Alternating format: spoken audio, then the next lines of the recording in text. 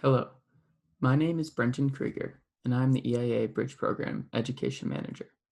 You may remember me from the Introduction course, and you'll see a whole lot more of me in the Advanced Suspended Bridge Design course. Now, before Jay takes us into the material for Basic Suspended Bridge Design, I want to discuss some future steps. Similar to each university project, the EIA Bridge Program has a series of stakeholders in the countries we work.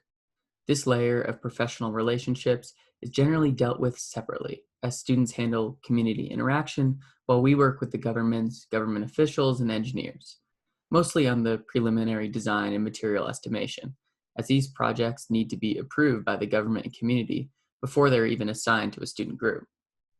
Because of this, we begin with a preliminary bill of quantities and a relatively good design for each project. Now, because these stakeholders are generally not in the education industry, we find a common hiccup in our process is that they expect highly efficient designs, regardless of the fact that this is a learning process. This is quite important to the communities in which we work. They need to feel that we are giving them the best possible product, not just some project draft, or we could lose their trust. In addition to losing the trust of stakeholders by not giving them the best product, more efficient means less expensive, less labor, and faster to build. All of that helps make projects more feasible for communities and increase the number of communities we can serve with the same amount of money. Because of that, moving forward, we will only plan to use the most efficient designs. However, with the resources on Bridge EDU, I do not think that this is an unrealistic expectation.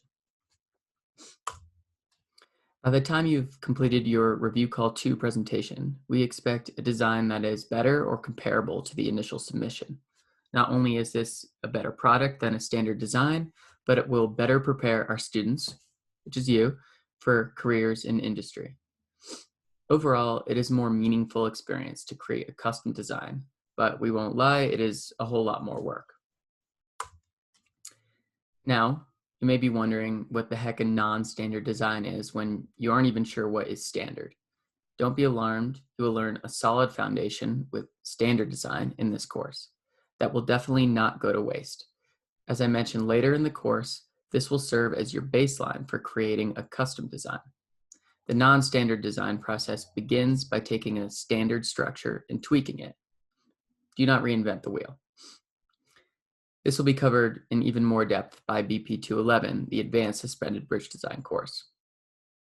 Second, past bridge builders on your team and your DEIC will serve as mentors throughout the process, so you're not alone.